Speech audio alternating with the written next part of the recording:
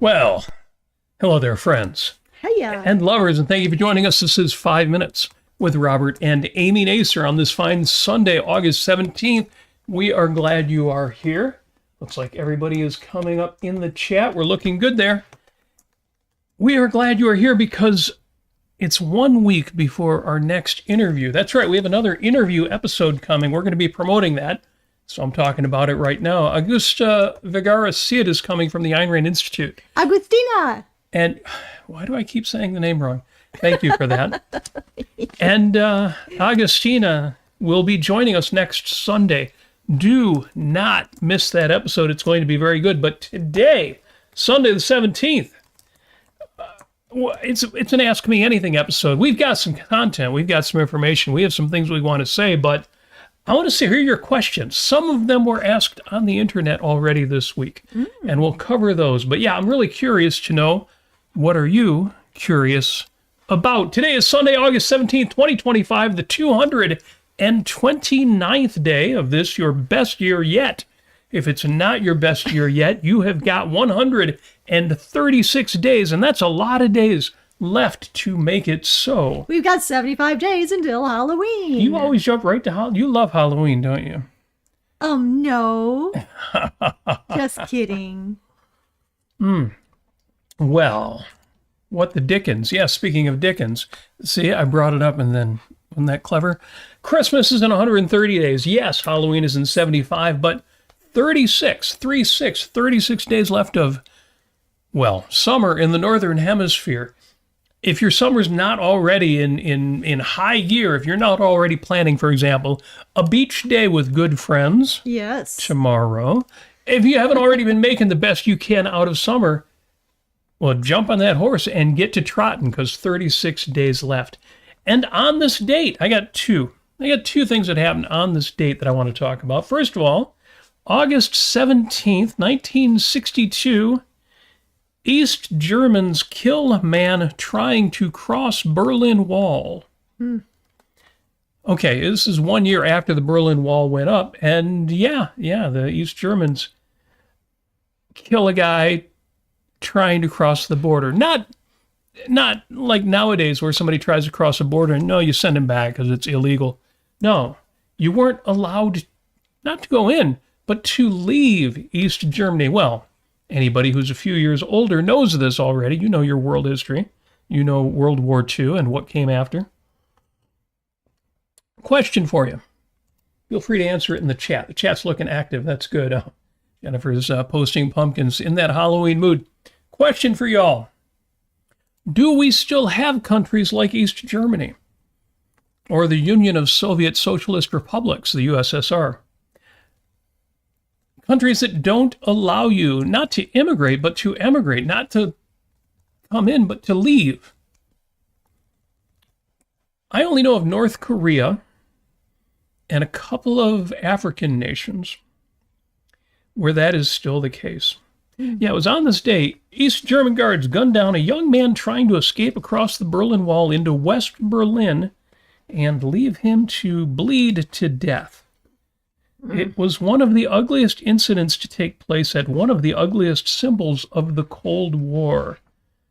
Well, it's interesting to me that they put that way. There were over 300 people who were killed trying to get out of Germany, and that doesn't take into account the people who didn't try but were simply stuck there for their whole lives.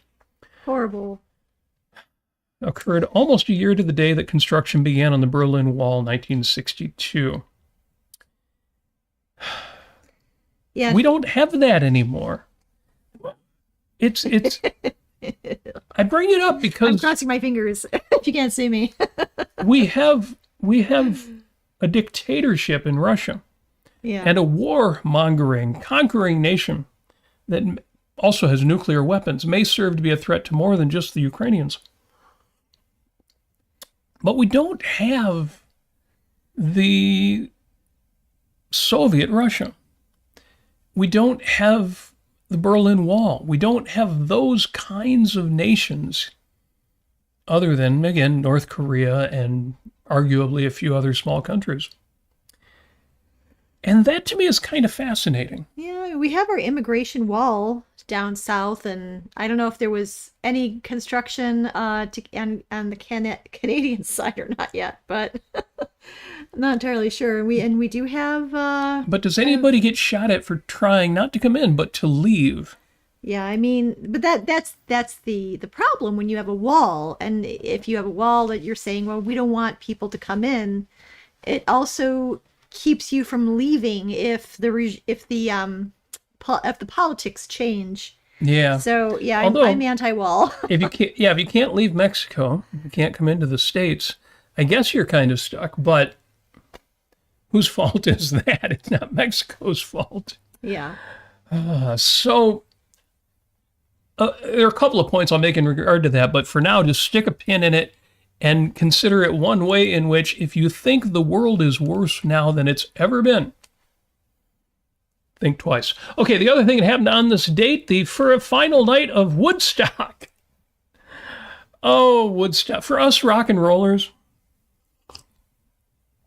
and for rock and rollers who are also objectivists or Ayn Rand fans, whichever level you consider yourself at, that's a complicated one. This was the final night of Woodstock, and what I did not know until I found out this was the anniversary of that and looked into the news, it's interesting because the Woodstock concert, for all of the terrible things about it, it was not just a few bands went on, at 8 o'clock at night and played till midnight, which these days would be a very long and unusually long concert. But at festivals, they do that kind of thing. No, the day 3, just one of the 3 days, the day 3 roster of Woodstock starts with Joe Cocker, Country Joe and the Fish, 10 years after, the band.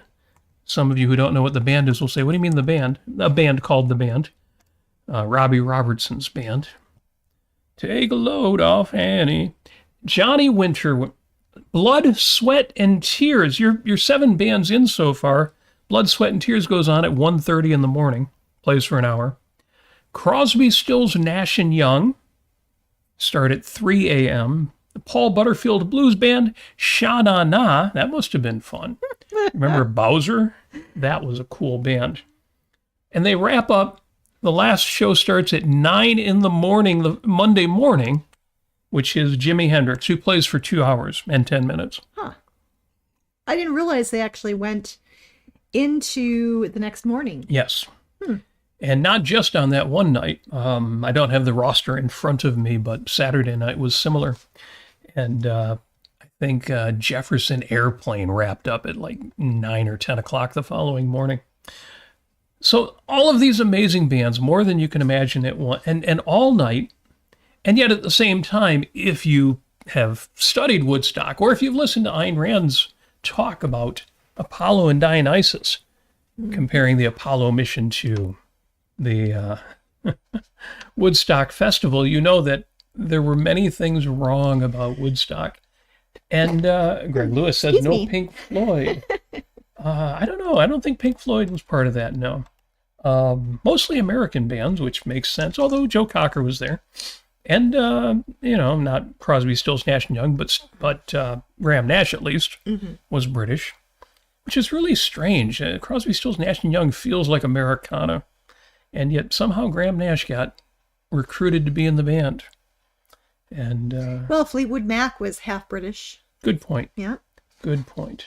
So Woodstock, I have that kind of love-hate relationship with Woodstock. All I gotta say is I'm so grateful for waste management companies providing porta potties. Yes. They didn't have those.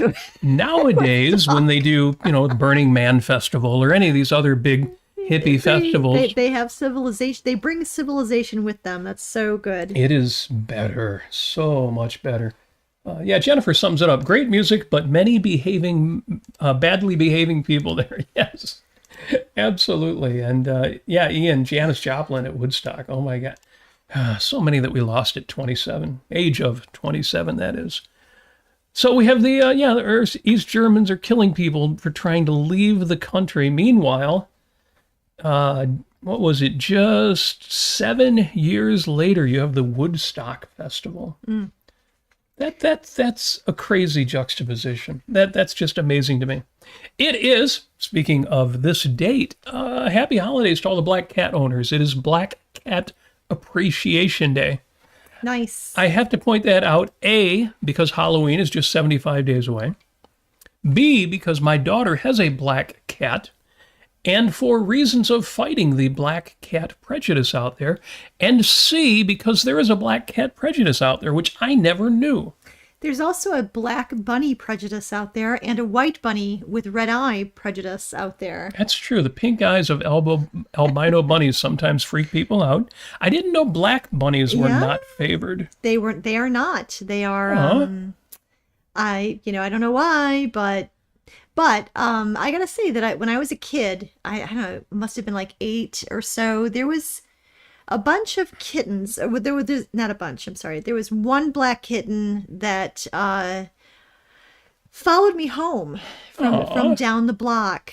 And it was on somebody's porch. I don't know if they owned it or what was going on.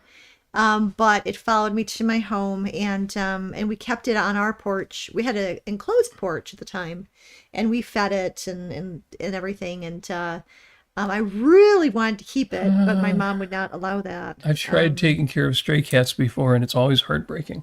Yeah. It's always a heartbreak. Steven says, black cats are so adorable. Little panthers. But do panthers actually exist?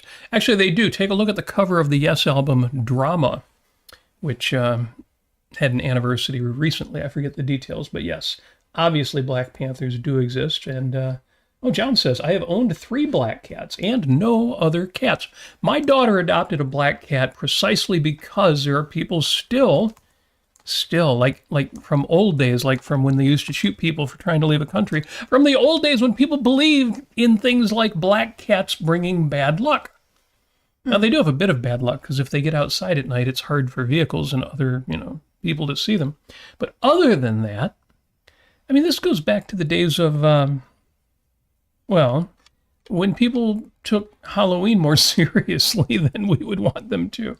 When they believed in ghosts and triskaidekaphobia, the unlucky number 13. And wait, triskaidekaphobia is not fear of Triscuits? That's, that would be fear of a deck of Triscuits. No.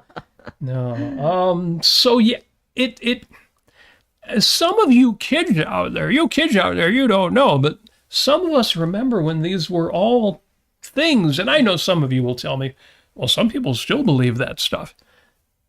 Does anybody really believe that black cats are bad luck? Does anybody really believe the number 13 is unlucky? Does anybody really believe that if you walk under a ladder, it'll bring you bad luck, other than the bad luck of whatever falls off the ladder on your head? Does anyone still believe that if you play Dungeons and Dragons, that you're going to become a Satanist? Well, that might be true, but most of those things. God. Yeah. I mean, there are, unfortunately, I hope we do not see that day again. I'll just say that. That's all I've got. There is seems to be there's more of a youthful resurgence of religion, of Christianity in America. Not good. But we shall see. Yes. So yes, happy National Black Cat Appreciation Day. There's some controversy on that because some people were trying to make it October 27th. And to them, it made sense being closer to Halloween, but it looks like August 17th has won out. So it's official. Black Cat Appreciation Day. One more holiday today. What was it? Oh, it's National Nonprofit Day. All right. To which all I got to say is, those of you who, like me, support the Ayn Rand Institute, don't worry about the fact that they're a nonprofit. It made sense when they formed the Institute. It still makes sense for reasons. Some people think, nonprofit, oh, good, that means they're altruistic and self-sacrificing. No, it's just a financial status that you have that makes sense for certain kinds of organizations. Yeah, and I kind of wonder what the history of it was. I think the idea was that if you had a church, for instance, you wouldn't be taxed. Yeah.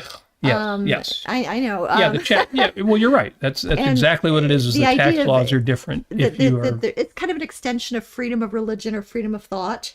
right. So you've got, charitable or think tanky sort of organizations that should not be taxed. Right. And I'm completely in favor of trying to get around taxation. Yeah. You're right. You're right. Any way that gets you outside of the tax code is a good thing. Yes. I just happen to think personally that if the tax laws were simpler, even if you hadn't gotten rid of corporate taxes yet, if the laws were simple enough, all you would need to do as a nonprofit corporation is not declare your status as a nonprofit, but simply be able to show, oh yeah, we didn't make any profits. That's not part of what we do. And so as a result, you do pay taxes, but your amount is zero. That would be my answer to that. But given the way the laws are now, my point is, because I see this sometimes, people will criticize ARI or other nonprofits for choosing to be nonprofit. It doesn't matter that someone chooses to make their entity a nonprofit corporation or a nonprofit institution. What matters is why. And if you don't know the why, don't criticize the what. Yes, that was intended to apply to much more in life than nonprofit corporations. If you don't know the why, think twice before you go yelling and screaming about the what. 2 birthdays to celebrate today. One, someone who's no longer with us, but we celebrate her birthday every year, well, when it comes on a Sunday night, and that is the great, late Mae West. Mary Jane West, yes. Mae West was so badass. She was she was the best. The best. Yep. She's the one who said, you only live once, but if you live right, once is enough. Yes. Which I love because I believe in mortality and no woo extended beyond that. So yes, it is true. You only live once, but if you live right, once is enough. She also said, I generally avoid temptation unless I just can't resist it. I think that's wise, actually. I think that's the way it should be. Between two evils. See, we live in an age of having to pick the lesser of evils. She said, between two evils, I always pick the one I ain't never tried before. Oh, God. I think a lot of people voted that way last year. Sad but true. And she also said, good girls go to heaven. Bad girls go everywhere. I like that. That goes along with, Santa knows where all the bad girls live. Right. Yeah, Jennifer in the chat says, come up and see me sometime. Come up and see me sometime. Love that. The other birthday, somebody who is still with us, the great but not late, Larry Ellison. What I love about Larry Ellison, whatever you think of his character, his politics, whatever, this is the founder of Oracle Corporation. He's 81 years old today, still with us. And Larry Ellison reminds us of lots of important things. You know anything about his story, he was born in Chicago, adopted by a middle-class Jewish family. He was not somebody born into enormous wealth and, sent to Stanford, and then, in fact, he went to college. He did not graduate from college. I think he has that in common with me.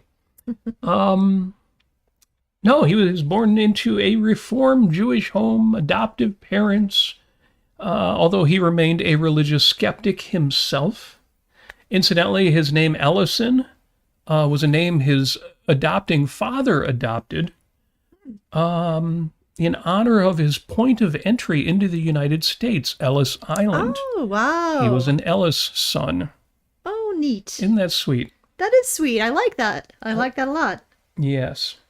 And Ellison, Larry Ellison, 81 years old, is the second wealthiest person in the world. Now, that depends on the day because it's a lot of it has to do with market status. But yeah, it's showing his estimated net worth today is at $257 billion, according to Bloomberg. And another source shows it a little different, but it still puts him in second place. I love that because, I have really mixed feelings about Elon Musk. But I like that, some of the 10 richest people around the world, well, they're sheikhs or sheiks, cousins of mine, the Nasirs out there. Names I don't even know. And I would rather see people who were entrepreneurs, but especially entrepreneurs who started out not inheriting a certain amount of money and then, doing shady real estate deals in New York, but starting a company, kind of Bezos style from scratch. Just not that anybody threw billions or millions of dollars at you to get you started, but just, I think Ellison started out with $2,500, the first company he started, and half of that he put up himself. I mean, when you're talking about $2,500, that's not even real money. Ellison is cool. And the lesson from Larry, well, there are several lessons from Larry Ellison. And one of them is you could do that too. If he could do that as a college dropout who didn't start out in a super wealthy family, and the handicap, of course, of living in Chicago, just kidding, my Windy City friends, you could do that too. There's the line. If you want what they've got, just do what they did.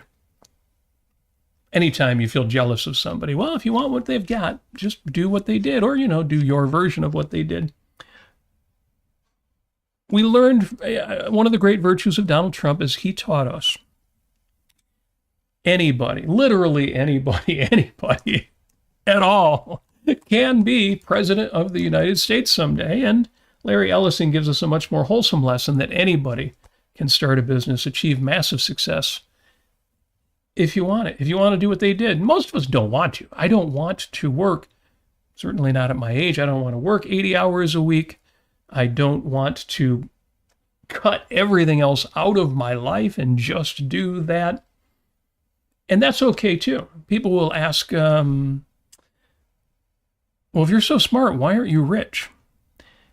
Well, it comes down to priorities. I am rich, as Prince said, on personality.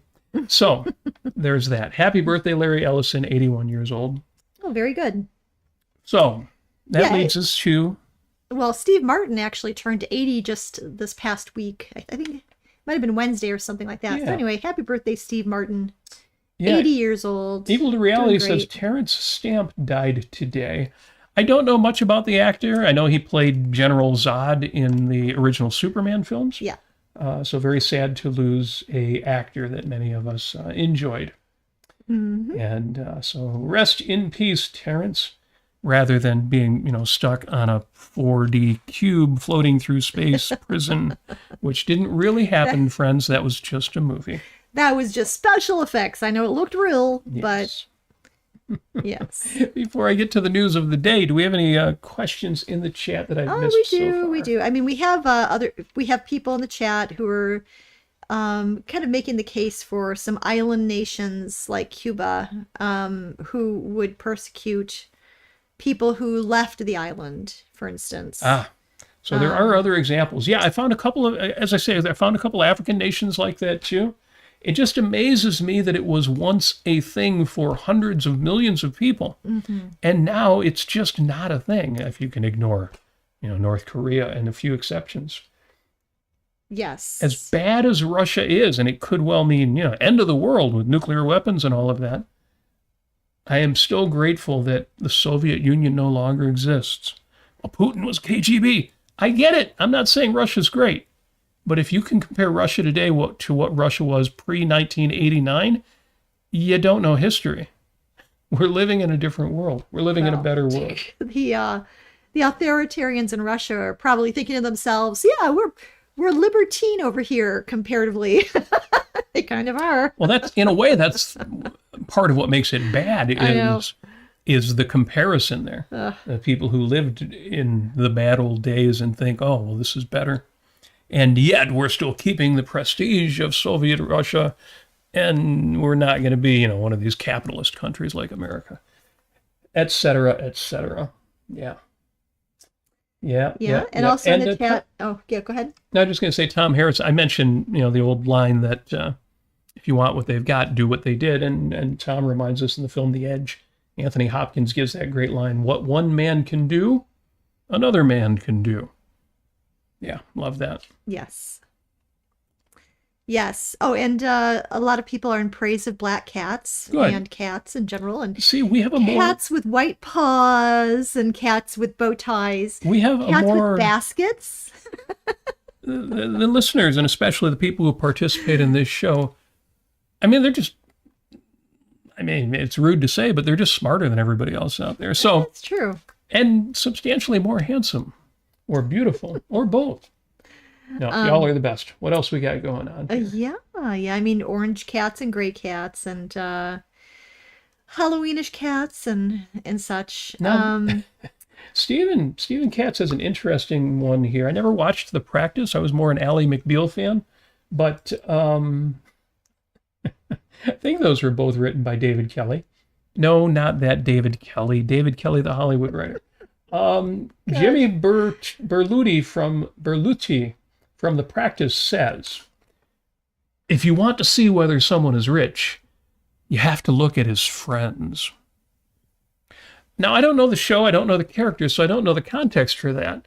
One way to interpret that is obviously if you are wealthy, but your friendships are all unpleasant, or you have very few friends, or you only have friends because you're rich, then you can see that's one kind of wisdom. But there's another line that says if you want to be wealthy, you need to hang out with wealthy people.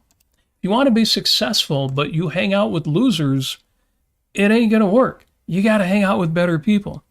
Now, I personally have found, in my experience with being successful, the kind of success you need to hang out with doesn't have to actually mirror the kind of success you seek. I didn't have to have a bunch of friends who were IT professionals to become an IT professional. I just needed to know people who were professional at something. Mm-hmm. But there is some truth to that. If you are considering our lessons from last week's episode, how to make $1 zillion, it's not a worthless bit of advice that if you want to exceed in a given field, you need to make sure you are spending, not that you have to get rid of all your old friends, but you need to be spending a substantial amount of time with people who are doing what you want to be doing. So, again, I don't know from Stephen's comment there if that's what that means, but there's a kernel of truth there. Or not a kernel, a nugget of truth there. You know, it was discussed on the Aaron Brooks show, I believe today, about, people not being adverse to making friendships. I think somebody asked something like, is it better to be lonely and not around horrible people? And Yaron's response was, no, you should be looking for people to enjoy. And that's great, because that's going to get us right into the topic I want to bring up. Oh, okay. All right. Yeah. If we're caught up on questions, at least for now, in the Take on the News section, Robert and Amy Take on the News, all I've got is European leaders to join Ukraine's Zelensky for White House meeting with Trump. Yeah, you may have heard, and Yaron talked about this. I haven't heard the whole show from today, but I heard some of it. The Putin-Trump talks were a disaster. They were not good. They did not yield a good result. Putin got a lot out of them, in particular prestige, validity, excuse me. Hugs and pats and cuddles from our president. Yes, I'm sure he tickled the back of his neck. But Zelensky is going next to meet up with Trump, and he's bringing a bunch of European leaders with him. Why would he do that? Well, because Zelensky is a European leader, and what happens in Ukraine will affect what happens in the rest of Europe. So, sometimes I almost feel sorry for Trump. Just imagine. I feel sorry for him every day. Just imagine this for a second. Imagine this for a second. Everybody out there. Think back to when you were in grade school, like middle school or junior high school, we called it. And you're on the playground. And, playground's cool. Kids playing games, being cool. But some kids weren't. Some kids were bullies. Some kids were like in cliques, and they would have outsiders and people they wouldn't let talk to them. And suppose you figured out, well, here's how I can run a clique. And here's how I can be, the kind of bully that will fight people off when they need to be fought off. And then you grow up, but that stays your worldview. That's what you think the world is. The world is like a grade school playground. And because you're, willing to be nasty and do whatever it takes to get whatever the hell you want, you rise in business and you somehow get a bunch of money and you somehow develop the kind of personality people are willing to watch, like on a reality show, and you leverage that, and whoops, somehow you end up president of the United States. But you wake up like that. but the only skills you've got come from that worldview where you really believe this now about adults and everybody, that life is a grade school playground. Yeah. You got to be tough. You got to immature, but there's evidence for that out there. There, like countries like Russia, where the strong man is the man who runs things. And you find yourself president of the United States, running a country with nuclear weapons, with enemy nations out there that also have nuclear weapons. And you know how a playground works, but beyond that, you have no idea what to do, and the fate of nations is hanging in the balance. And you can't say that. You've got to act cocky all the time, like you always know what you're doing, even though that causes you to say stupid things that make no sense. That doesn't matter. All that matters is keep up the front. That's scary. That is to steal a line from I forget which poem. Is it The Westerner? No, it's anyway, you'll know the line, lost and afraid in a world I never made. Our president is lost and afraid in a world he never made. And he knew how it worked when it was, New York real estate. He knew how it worked when he was on the grade school playground. I mean, imagine being in charge of anything with any level of complexity, and where you actually need some level of intelligence and some kind of standard of knowledge. I just can't. And you're running on the fumes of the primacy of consciousness. Yes, exactly right. Lost and afraid. And I mean, I just can't imagine anything but the world's worst case of imposter syndrome. Yeah, I mean, you would have to be thinking, how the hell am I going to keep from blowing up the world? Donald Trump, despite appearances, is an actual human being. He is biomechanically a human creature. Well, you're right, and I should stop this because Ian Gilmore says this is much too kind to Donald. You're right. This is much too kind to Donald Trump. I've told you before. One of my failings, one of my mistakes, is that I forget sometimes evil exists. So when I encounter evil, I'm like, oh, I wonder why they did that. What happened to them? What in their childhood? Their, whatever. And no, some people are just bad. It's the believability of when you read Atlas Shrugged and you read finally about the demise of James Taggart. Yes. What happens to him? Yeah. He implodes of his own lack of basing anything in his mental contents on reality. Yeah. It takes you right back to high school or junior high school. There are kids, and you get in a fight, and you can tell this kid would rather go down. And I've done that once or twice to somebody. Go down with a bloody nose or be half conscious rather than confront reality, rather than on give up whatever the hell's got him motivated in the moment. So anyway, yeah, absolutely. Yeah, and that's why, and on top of that, I'll just mention that there is some evidence out there with regard to his failing mental capacity.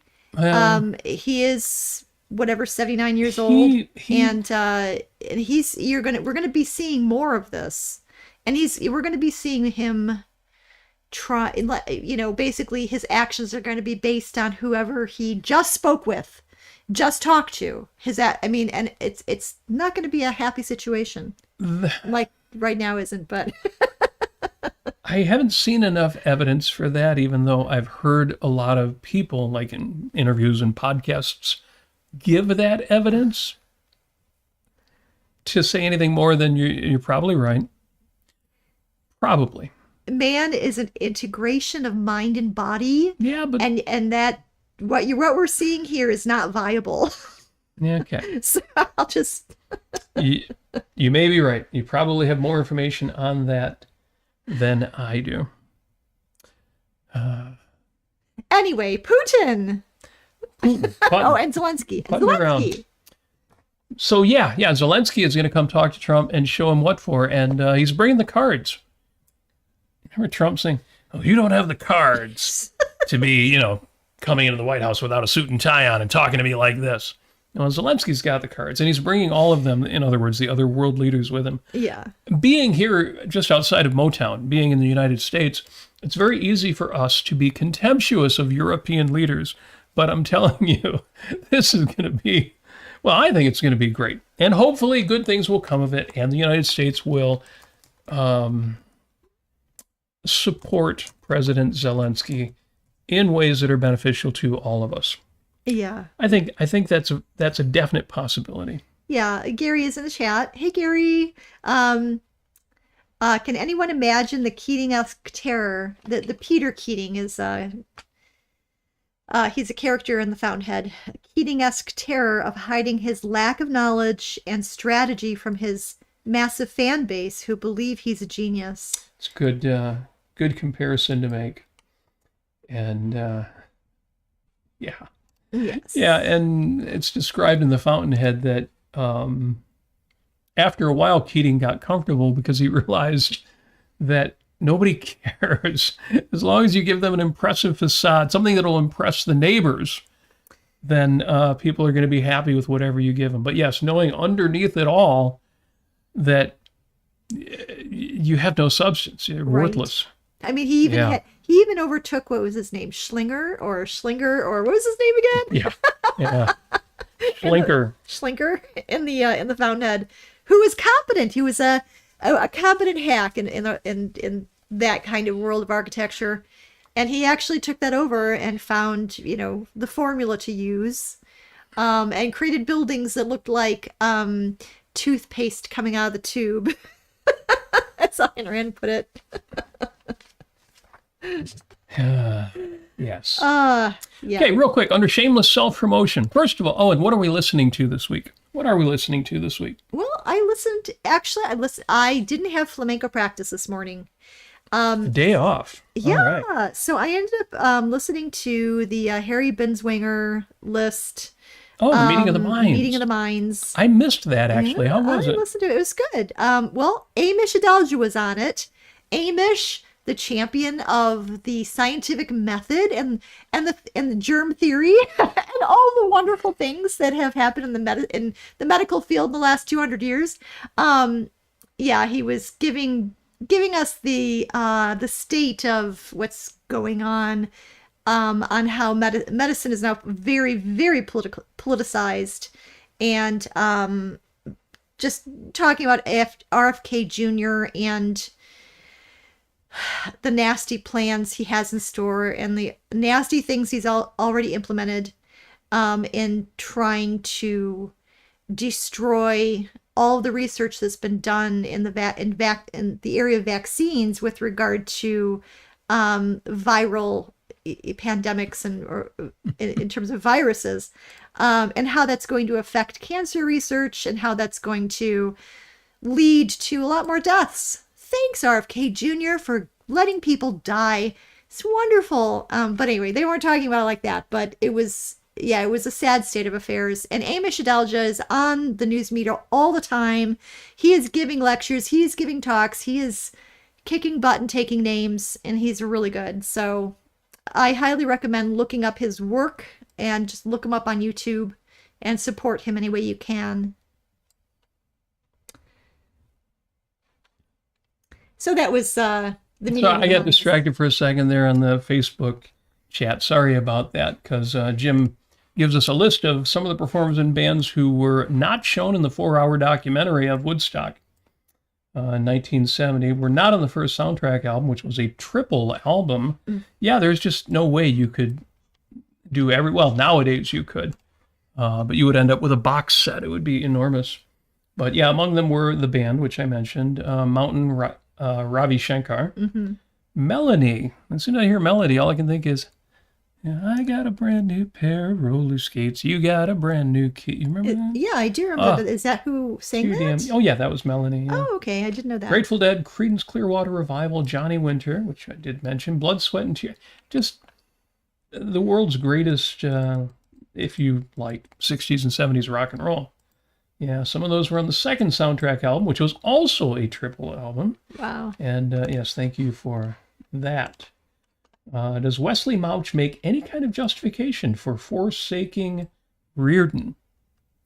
In the book Atlas Shrugged, does Wesley Mouch ever try to justify himself? Yeah, so just to go back a little bit, Wesley Mouch was Hank Reardon's public relations person to and his connection to Washington. So he would send Wesley Mouch to Washington, D.C., where he would try to lobby for Hank Reardon's businesses. Wesley Mouch is interesting because he's so quiet, and yet he ends up in the story being one of the guiltiest people in the book, if you consider where he ends up at the end of the book. Yes. That's right. I don't think he ever tries to justify himself, no. No. Because he's a nothing, and he shows, the evil of nothing. You kind of get that with the train disaster, too. The evil of refusing to take a stand for morality, not being actively evil, but just being what makes evil possible. Right. Being an empty vessel and going along to get along. Yeah, so I believe the answer to the question is no. Mouch, it's funny because a lot of people will pronounce that mooch, which kind of makes sense, even though it's not how that's pronounced. Wesley Mouch never tries to justify himself. I think he is so amoral that it would never occur to him to try to justify himself. Right. Yeah. Yep. Yes. So, for me, as far as what we're listening to or watching this week, I got to put The Gilded Age on the list. Yes. Because that just wrapped up their season 3, and good stuff. Again, given the title, you can think, well, they're probably not going to treat rich people well. It's very mixed. In the most recent episode, I think maybe it was the first time I heard one of the characters use the expression robber baron. Mm-hmm. But mostly it's been very good, and it's extremely well produced. It's enormously entertaining and likable. These are likable characters. So, good stuff. The other thing under what are we listening to is this is the self-promotion part. I put a link to our episode of Life on Earth with Robert and Amy Nasir on the Ayn Rand Center UK channel. The episode was called When Reason Takes a Holiday. Ego is the enemy. Ego is the enemy. This is a book by Ryan Holiday. Yeah, the title was a bit of a play on words there. When Reason Takes a Holiday. Ryan Holiday wrote a book called Ego is the Enemy, and Amy and I, we discussed that, reviewed the book, and... I remember this a little bit. Yeah. I mean, Ryan Holiday is not a bad guy in that he does some good wisdom-oriented things, although I'm still kind of glad I didn't support him financially. I actually took the book out of the local public library, my tax dollars at work. And this came up for me because when I announced this episode of this show, and I want to hear your questions, somebody said, right on that thread, why objectivism? Question mark.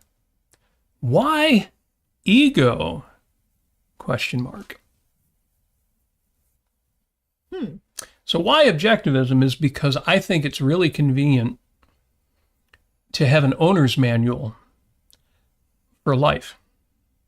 We have owner's manuals for our car. We got owner's manuals for electronics. We got owner's manuals for everything. Most people never read them. Actually, kind of the same thing with life, too. But most people don't even know there's an owner's manual out there. Right. I think Ayn Rand's philosophy of objectivism is the owner's manual for life. It is. Now, there are other philosophies out there, and they can play that role. I just don't know anybody else who got all the big questions right. Yes. So that answers the first question. Second question, why ego? And that one relates back to this Ryan Holiday book because it depends on what you mean by ego. So many people think, well, ego is a person's sense of self-importance, as if it doesn't matter whether they're actual works, as long as people like you, they're impressed by you, they think that you're great. For some people, that's the pinch hitter for actual achievement, actual greatness. In philosophy, ego is simply a conscious thinking entity. Your ego is you. It's your, Ayn Rand says, it's your mind. It is you. Yeah. Yes.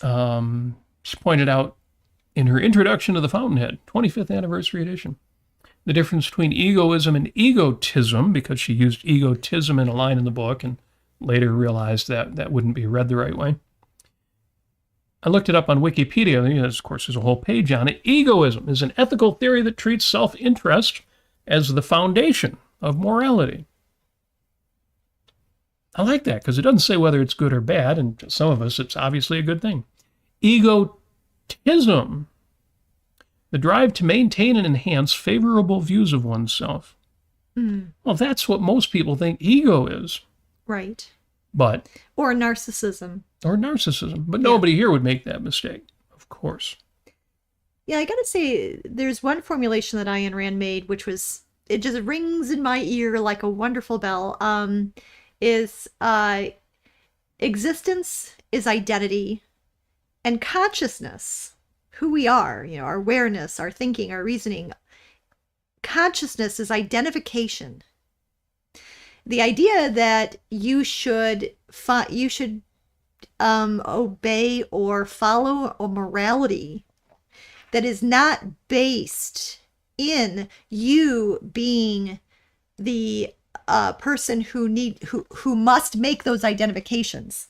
You identify whether or not you're going to hit a brick wall. You identify whether or not you're going to fall into a lake. You identify all sorts of things, whether the stove is hot. You need to also identify what morality is and what it's there for and how it can help you, how it can guide you to live. And as we've discussed many times before, altruism doesn't give you that perspective. It gives you the perspective of, follow other people, and that the foundation for any morality is looking towards other people. How in the hell are you going to consider that to be valid when other people also are in your situation? You're an individual. You're an individual that has a functioning, reasoning mind. You have free will. You need to make choices. They need to make choices. Why are they so special that you're going to now follow and obey them? No, you need to think for yourself. You need to be independent.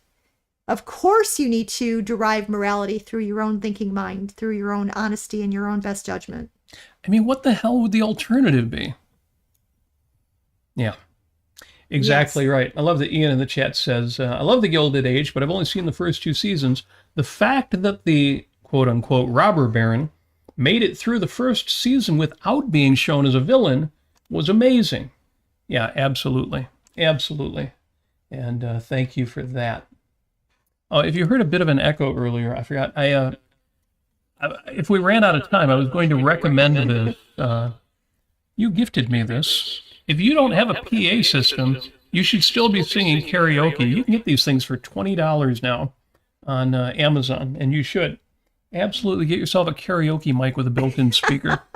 Yes, you can have the spotlight on you, and you can have the resident mic on you, and you can say whatever you want to the world. You should be the star. Or sing a song. Stephen Katz says, is there a sense in which the exhortation to, quote, get over yourself, unquote, is right, depending what the speaker means? The short answer to that is no. It is never a good idea to take the advice to get over yourself seriously. Now, what people often mean by that is a mixture of stop regarding yourself as so important and, stop being braggadocious, show a little graciousness. The latter part, I think, is a great idea, but you don't express that by saying to somebody, get over yourself. Nothing good comes out of saying to somebody, get over yourself.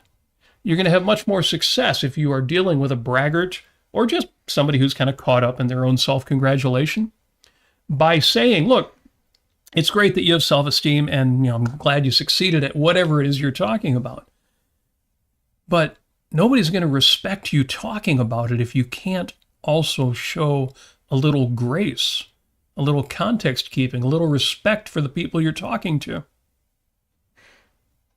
I would ask the person who is telling me to get over myself, what part of myself should I be getting over? What are you referring to? Are you referring to, like, for instance, being a perfectionist, or having unrealistic standards, or not thinking in terms of what you're capable of doing, but what you wish you could do?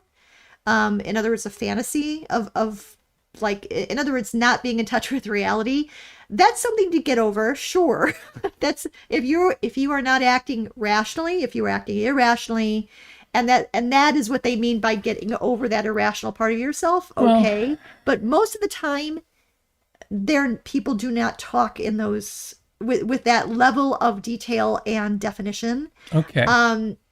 So I would say, in general, yeah, that is not. You're going to have to ask them what the hell they mean. I'm curious. You tell me out there, anybody, and Amy, you too. Yeah. I get what you're saying, but in the history of mankind, has the advice, just get over it, right, ever gotten anyone over anything? No. Has that ever actually, you need to get over that, man. Even if it is something that somebody needs to, quote unquote, get over, is telling somebody, you got to get over that, man. Has that ever helped anybody? Well, and it's in the same context, which I think is more egregious. Tell me what you think. When people say, stop overthinking, or stop thinking, just stop the thinking. Yeah. Stop overthinking. Even that's... I mean, or just stop, or you're thinking too much. Stop thinking so much. Yeah, you're thinking too much is definitely the worst way to put that. Yeah. That's... Absolutely. Oh my gosh, really? I mean, yeah, again, you have to ask them, what on earth do you mean? How do you think I'm thinking? But for most people, yeah, that is... Oh, yeah. The world would be so much a better place if people just asked each other, what do you mean by that? Yeah. Yep. Yeah. I think, so Steven says, I think black cats are egoistic. They meow when they want something, so why not people? Well, that's very true. As a matter of fact, cats are, they're also atheists. Cats are the most egoistic. There's no doubt about that. But they, it's not necessarily a good thing because they border on the narcissistic. Bunnies, rabbits are egoistic, but they're not. I was going to use the A word. I don't usually swear on the show. They're not a-holes. They're not jerks. Cats can be jerks. They Just can. Put something on the edge of a table and watch what happens. You can be petting them, and then all of a sudden they'll just bite you. And you're like, well, you were just purring just now and seemed to be enjoying my massage I'm giving you. Now, bunnies don't do that. No, rabbits are the best. They are. Steven says, get over it. Oh, we said the expression, get over it. Get over it is a movie starring Kirsten Dunst. I think she's the most beautiful. Who is the most beautiful woman for you? That's a great question. Mm-hmm. Debbie Allen. The most beautiful woman, just because of her class and her, obviously her looks, her intelligence. You got to go with Amy Nasir. I don't know how you can do better than that. We're talking about celebrities, okay? I'm not quite there yet. No. Well, but no. Debbie Allen is down, just all out. Absolutely the most beautiful woman. She's still dancing. She directs films. She does all this stuff. She choreographs. She is so beautiful. She's a beautiful singer. My God. I don't know what other woman is more beautiful than Debbie Allen. That's all I'm just going to say. Tom Harrison says, you better say Amy. We've talked about this before, but not in a long, long time, because it doesn't come up the way it used to in the old days. By the old days, I mean when I was first getting into objectivism. Some people took Ayn Rand's view of pride and her views on objectivism in general, but, pride as moral ambition of one who seeks the best in everything. And that theme is repeated throughout her writing. Oh, I know where you're going. Because we knew people like this who said, well, that means if you're dating somebody, and, let's use a scale from 1 to 10. Why not? If you're dating somebody and you're dating, a 6, but then an 8 comes along, and they're interested in you, and you think, well, I've got to leave this guy or this girl, whoever, pick your gender, whichever way you're going with this. I got to leave them. To be rational, to be a good objectivist, I need to go after that 8. And, if somehow following that ridiculous policy, you do get into a relationship with the 8 and a 10 comes along, well, obviously, now, if you keep following that, you're going to come up with all sorts of strange ideas like polyamory. I'll just say that. I'll leave that there. Rationalism in romance is not a good idea. Not a good thing. And some people have asked me, well, sure, but what's the answer then? What's the contradiction there? Part of the answer is this, and I've explained it before, so I'll do it quickly. When you and your 6 get together, I think it was Robert Heinlein who once said, always tell a woman that she is beautiful. How did he put it? Essentially, after a while, you'll realize that she was. You just hadn't noticed it at first.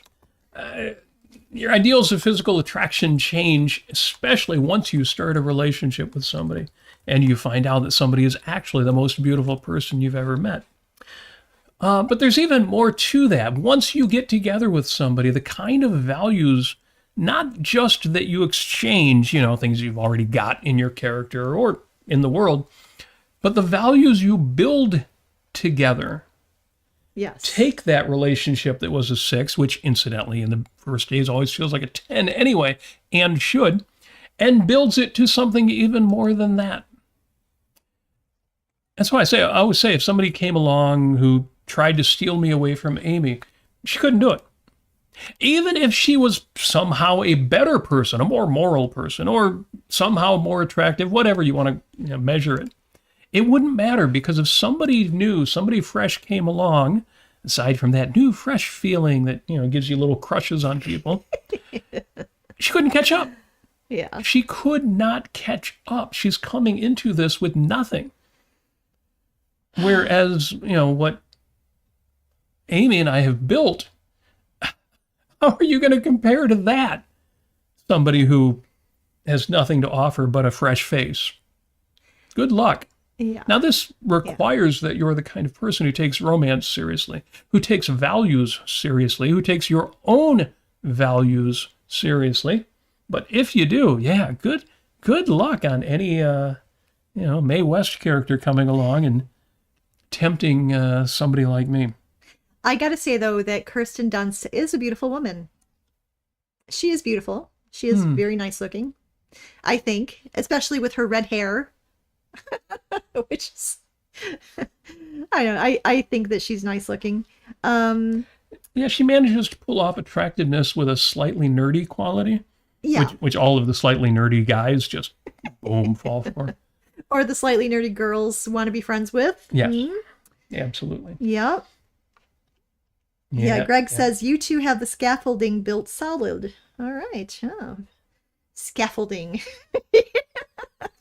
I like Jason's metaphor. Jason Adams says, I have had to tell people to spit their negativity out, like symbolically, and go to the water gutter, the sink, spit that thought out and never think it again. I think it may have started them to think at times.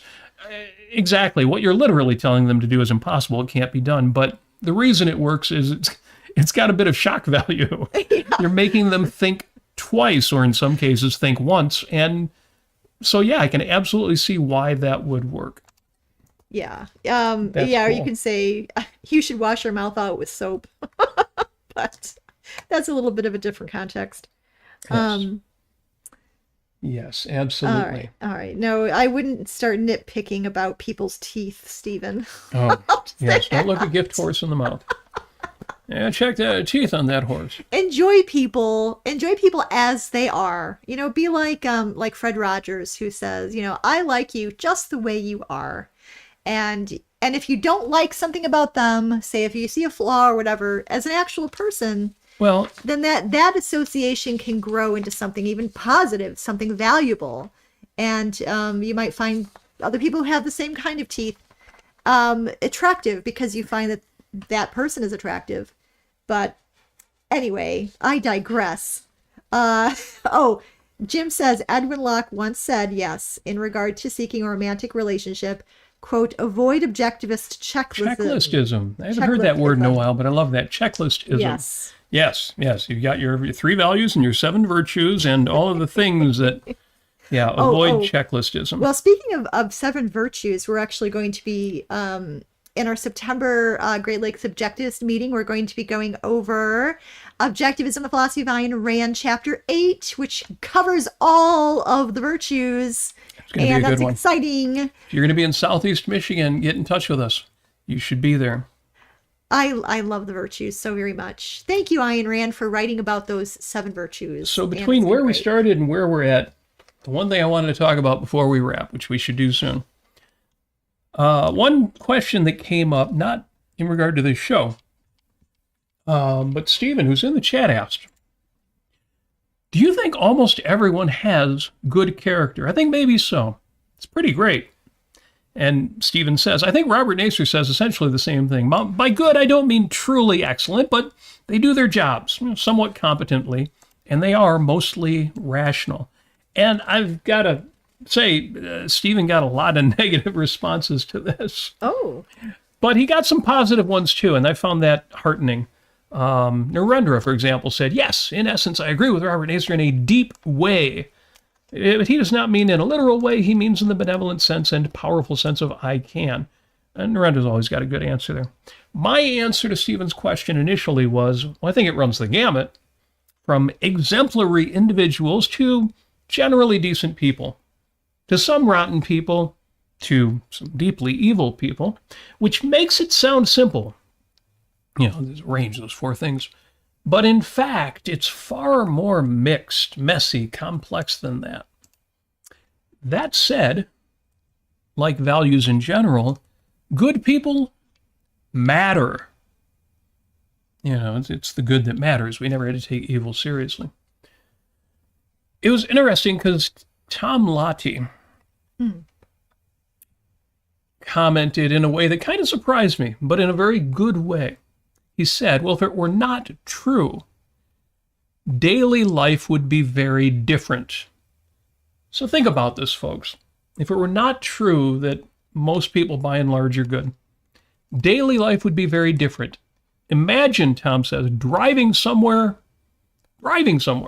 in a world where most people are not good. Or going anywhere in public. I thought that was brilliant. And not just because it's the kind of thing I would say. So I had to reply to that as 100%. Now think about this. And this is not original with me. The first example here, I don't even remember who I first heard it from. The very act of driving 70 miles an hour or more down an undivided highway implies an enormous degree of trust in the average driver going the other way. That they will not, whether recklessly or maliciously, cross that line. Because that's 140 miles an hour of force if they're going in the other direction. That's end of the world scenario there. And you do this all the time, and you don't think twice about it. Or maybe you do think twice about it, but you still trust it enough to do it. And then I said, and that's just one example out of a zillion from trusting airline pilots. Oh, you mean you don't trust the pilots? Do you not get on airplanes? Don't tell me you don't trust the pilot. And medical doctors, to restaurant staff. I always bring up baristas. To the producers of medicines and supplements. Well, I'm a medicine skeptic. Do you take aspirin? Do you take anything? To zipline operators and amusement park maintenance people. And I sum it up this way. If most people are bad to evil, if most people are in the range of bad to evil, then they are doing a lousy job of it. People are doing a lousy job of being evil if they really are evil. That's very true. If you can go out in the world and you can trust when you go to a restaurant, you're not getting poisoned. You can go to anywhere, just anywhere that you interact with anybody. Then yeah, evil is doing a really lousy job. There's a lot of evil out there. We all read the news. We all follow the stories. We all have concerns and opinions and, levels of optimism or pessimism about the future. But when I think of the story of East Germany, the stories of Soviet Russia, the stories of what happened in Southeast Asia, nowadays you go to the store and you buy a t-shirt and it's made in Vietnam. And I'm like, how is that possible? But I was born in the early 60s. And no, Vietnam was a place where, well, Americans were drafted to go off and fight and die. Yeah. So much violence. It's not that everything's great. It's not that everybody is virtuous. But things are better than they've ever been.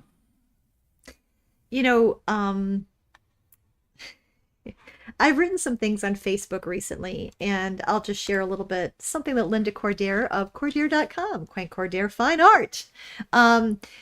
She wrote, if you are not pro-human, then what are you? If you are not pro-human, maybe what? Pro-cat or pro-bunny, perhaps. Did you ever find out why she asked that? No. Nobody was there like a news story about somebody saying they're not pro-human? Or? No, I don't know actually. Or so, maybe it's just Linda asking that abstractly. Let us know. Yeah.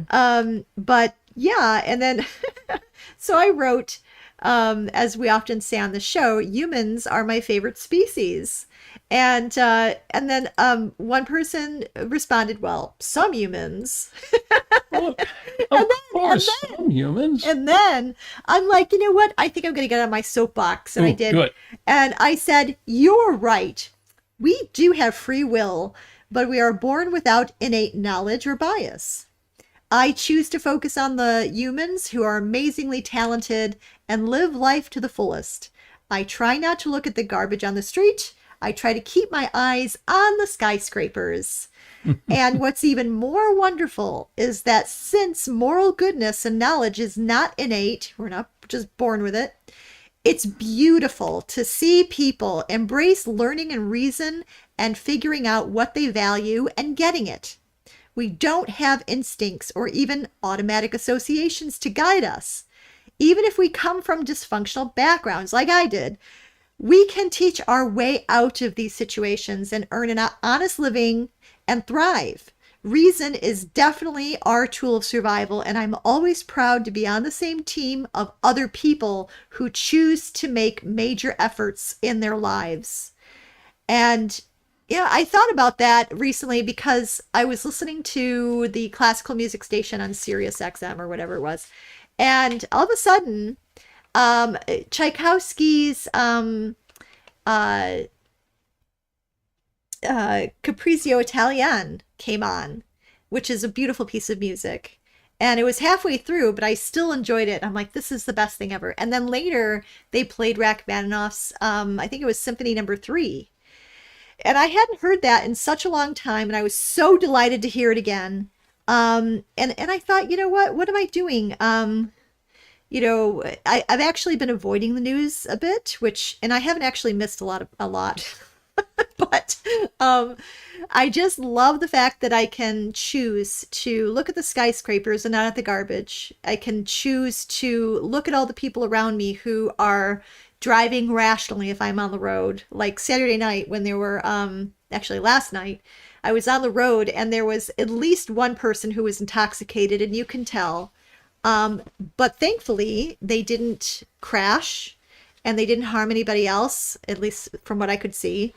And everybody else was rationally driving. So it was great. So yeah, you're right. It's very, very difficult. If people are evil, then it's they're doing a terrible job of expressing that. Well, few are doing a good job, but no, you're right. And that's probably a great place to wrap up. A lot of good comments in the chat, but I don't see any questions that we've missed. Have you? We missed some questions. Okay, what did I miss? I know we said ask me anything, and Steven out there took us very literally. Good. What do we got? Tell me what I missed. So next week we're going to be interviewing Augustina Vergara-Sid, if I'm saying that right. Vergara. And so he said, I should ask Augustina what she thinks of matter of KESG. How about, I've never heard of this before, by the way. So I just looked it up. It's basically, I believe it was, there was like an onus of immigration status if you are a woman. The idea of that if you are a woman, say from El Salvador, and because you were a woman, you were being, mistreated because you were a woman, based on that. And that was not, I think, somewhat recently, I think it was determined that that was not a good enough reason to give somebody asylum if they were a woman. We can certainly ask you about that. We'll make a note of that. Some folks may not know Stephen works in immigration law, so he has a vested interest and knows a lot about this stuff. Yeah. Nonprofits, doesn't that lead to waste? Oh, different question. Oh, yeah, that's a different question. So just pay employees more and buy things you don't need to make no profit. I'm not entirely sure I understand that question. Doesn't nonprofit status lead to waste? Just pay employees more and buy things you don't need to. I don't quite understand that either. So anyway, I'm sure you have an idea there, and I'm sure it's really good. So next one. The interesting thing about a nonprofit corporation or a nonprofit institution is that it functions exactly like a profit-making corporation, except for the profit part. So they do have goals. They do make investments. The employees do earn wages. It's not a no-money corporation. So maybe that would answer the question. So where I work at the Henry Ford Museum in Greenfield Village, we're a nonprofit, but we do bring in revenue. And because we're that good, man, we're awesome. We're so awesome. You got to pay the bills. You got to keep the place running. You have to pay me. This is not Star Trek where you have no money. Right. And even Star Trek doesn't always have no money. I know. It's so silly. It's so silly. What do you think of My Cousin Vinny, the movie? What was your favorite scene? I have to tell you, to be completely honest, I don't like it. I didn't like any of the actors, and I didn't find it funny. I'm sorry. There you are. I think it's okay. Everybody quotes the courtroom scene in which, she shows up the prosecutor with her knowledge of timing sequence in an engine. He asks her about an engine that didn't actually exist in the year he claimed it did. And yes, if you like Joe Pesci, it's great fun. I don't like. Okay, so I'm so sorry, Joe Pesci fans. It's okay. I'd rather watch Pretty Woman again. So have we been to a baseball game this year? No. It's been a few years. The last one we went to was a historic baseball game. Playing I didn't even think of that. By mid-1800 rules. Yeah, I was thinking of the Tiger game with family, but you're right. That was after that. We saw historic base, and they play softball, historic baseball, so no gloves. No gloves. No baseball gloves. Man, because in the old days, they didn't play with gloves. Yep, they didn't have them. And it's, softball, or not even softball. It's a larger, historically accurate 1800s ball. Right. But I do know that, one of the players had an issue where he really hurt his finger, and I'm like, you guys play with no mitts. Of course you're hurting your fingers. So we've seen historical baseball, but for a professional baseball game, it's been a few years. It was 5-6 years since family reunion folks came to town, and we went down and saw the Tigers play. Yeah, and I also want to just one last thing. I know we're over, but I watched the last two recent episodes of South Park. Now, Robert doesn't watch South Park, but I do occasionally. And I went ahead and I watched it. And I get it. It's very funny. It's also very daring of the creators to make fun of Donald Trump and Kristi Noem, and I'm sure and ICE as well. I thought it was funny. some parts of it. But I need to, I thought about it some more because there's a cynicism behind that kind of comedy, which is not necessarily healthy. I'll just say that.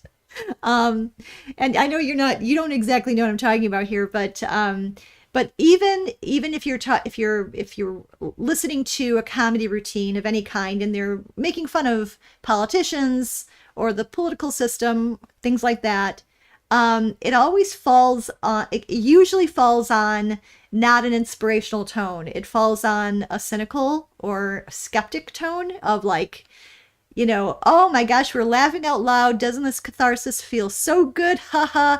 I feel a sense of release. Yet I feel at the end of it that you can't fight City Hall and none of this can change. And spreading good, rational, helpful, useful ideas out there, philosophically useful ideas, is not going to do any good. And isn't everybody just sheep? And why bother? And I'm going to throw my hands up. And I just wanted to make that statement real quick for all the people out there. I don't think it's wrong to watch South Park by any means, or listen to like Dave Chappelle or anybody like that. Bill Burr, bunch of other comedians. I really enjoy that. But at the same time, I have to really think about it, and ask myself, is this really getting me where I really want to be mentally or intellectually or hopefully or inspirationally? Does it give me the spiritual fuel that I need to keep going? And it often doesn't. But I just want to say that real quick. Well, without knowing the details, I agree completely, and it makes perfect sense to me. I've said before, it's okay if art takes you to dark places, as long as it doesn't leave you there. And I've said that about music, but it's absolutely true about comedy. Sarcasm, mockery, cynicism, edginess are like medicines that you take once in a while, but if they become your regular diet, you just overdose on that stuff and it leaves you in a really bad place. And you don't even know it because you're laughing. It seems like, oh, this is so much better than what's going out in the real world, except now you feel like those things they were making fun of are the real world, and they matter, and they loom large. And even if you know consciously, well, no, they're just making fun of some little thing out there. If you're spending an hour or hours a day on that stuff, it becomes your world. It's like if you've got, say you live in a house and you've got the usual kind of picture window out front. And for some reason, for whatever reason, somebody buys a property right in front of your house and builds a red brick wall 3 stories tall. All you can see is a brick wall. You're like, oh, that kind of sucks. But I know the whole world isn't a red brick wall. And I go out to work and I do other things, and then I come home and yeah, there's that red brick wall. Your whole world after a week, after a month, after years starts feeling like a place where a lot of it is just a red brick wall. It's sense of life. It's not a conscious thing. And if you spend too much time always, Tom Harrison says always angry about George Carlin. Yeah. George Carlin was absolutely like that. And he was so much lighter when he was younger. And he was doing the same thing. He was making fun of things that needed to be made fun of. But he was light and enjoyable. And you had the impression that that wasn't all he ever thought about. Right. And by the time you saw him when he was just old and surly and angry, not violently angry, just angry all the time. Defeated. Yeah. And you're like, this is a successful guy. He's probably got a very nice house and a very nice neighborhood. He could spend as much time on positive recreations and doing things with family and with friends as he wanted to. That kind of darkness is a choice. Yes. And I get it. The things George Carlin made fun of absolutely deserve to be made fun of. Yes. And the kind of catharsis, like you were talking about, Amy, the kind of catharsis you feel when you're like, oh, yeah, there are answers to, whatever, the conservatives or the liberals or whatever, pick your poison. But yeah, too much of that normalizes it, not in the culture, but just in your own head. Yeah, and I'll say there is a value to the kind of catharsis that an idea brings. Like, I'll give you another example is the guy, I think it was in Chicago, who worked for the DOJ, who threw a Subway sandwich at an ICE agent, and is now being faced with federal charges, which is horrible. And I hope that he is not locked up or jailed, because that was not warranted to jail somebody for that. Anyway, my opinion. But you see that, and you see the satire, you see somebody striking out. The Subway sandwich heard round the world was one of the jokes about it. But and that's helpful in the sense of seeing that ICE agents, Donald Trump, Gavin Newsom, whoever you want to pick politically, who you may feel that you are under their boot or under their thumb, and you may feel oppressed, you may feel depressed, you may feel very dark and defeatist about things, and then you see it made fun of, and then that kind of lightens the mood and might give you a little bit of courage to speak out against somebody. And that's good. That is what sarcasm is for. That's how Voltaire used it. That's how a lot of people used it throughout history, which is a good thing. But at the same time, it doesn't give you the positive intellectual ideas or the intellectual ammunition that you really do need to use to combat the wrong ideas. I just want to say that because it's been really it's been effing depressing lately, and I think that we all need to check in with ourselves and ask ourselves where we are with regard to feeling like we are aliens in this world, and we're not. Especially if you're isolated, if you don't get out much, which sometimes we fall into. Yeah. Get out there in the real world with real people doing real things. Yes. And also check in with yourself and ask yourself, should I really feel like a defeatist right now? Is this really a threat to me? As Jean Maroney would say, is this a threat? And what can I do about it? And realize that spreading rational and reasonable ideas, out there in the world, you can do that still. That's not impossible. And you can reach people. So don't give up. Don't think that reason is inefficacious. It is efficacious. It's powerful. Yeah. A couple last minute comments coming in here. Gavin Newsom reminds me of American Psycho. I haven't seen the film, but just from stills, I can kind of see that. What do you think of Candide? I have not read Candide in decades. Yeah. So I couldn't really say other than everybody should read more Voltaire. Yeah, I read it as a teenager, and it was it's recommended, but it was sarcastic in a lot of ways. Well, and it's hundreds of years old. I mean, if you want good philosophy, read Ayn Rand. But yes. But there are good insights in there, and I deeply respect Voltaire for what he did. Yeah. Yeah, so definitely do read more Voltaire. Yes. So Jason seems to have a reasonable perspective on South Park and comedy like that. And he's comparing it to you don't eat Big Macs every day either. Right. Yeah, yes. That's good. Well, except Bill and Ted and Dogma, if I remember right. I haven't seen either of those films in a while, but I can tell you this.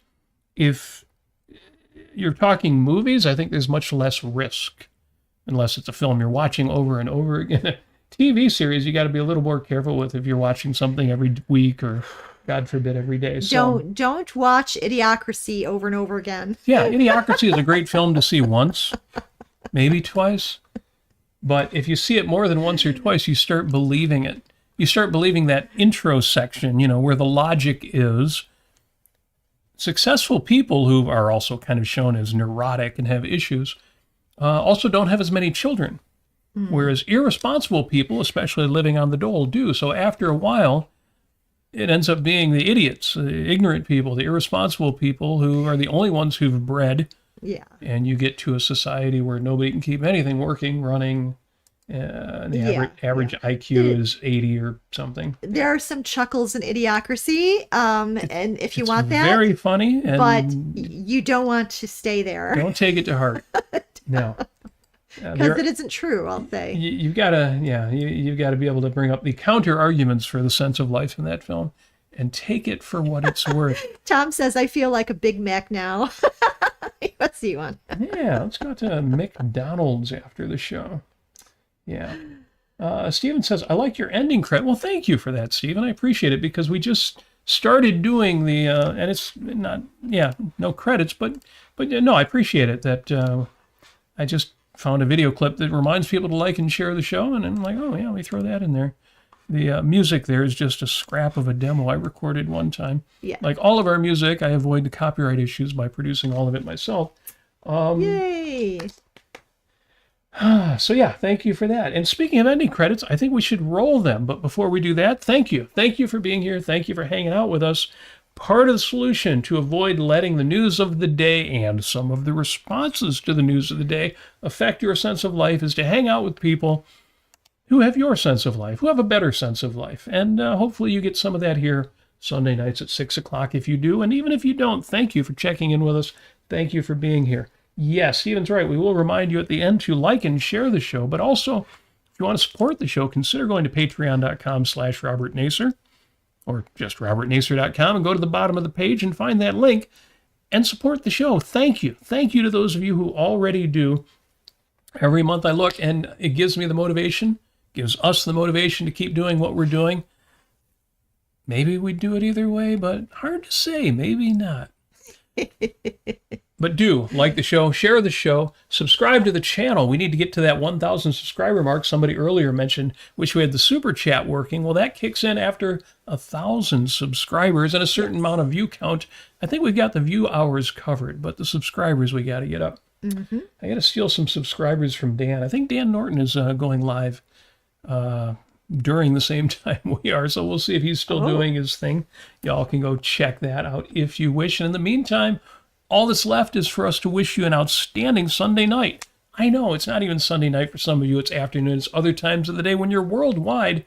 Night, evening, afternoon, it's all the same thing. Whatever it is, wherever you are, make it a good one. We wish you all of the success, money, romance, good times, delicious food, all of the things that you so richly deserve. We know that you do. It doesn't take much to deserve the basics in life. Just be a good person, and I know you've got that covered. And for that reason, on top of everything else, we wish you love.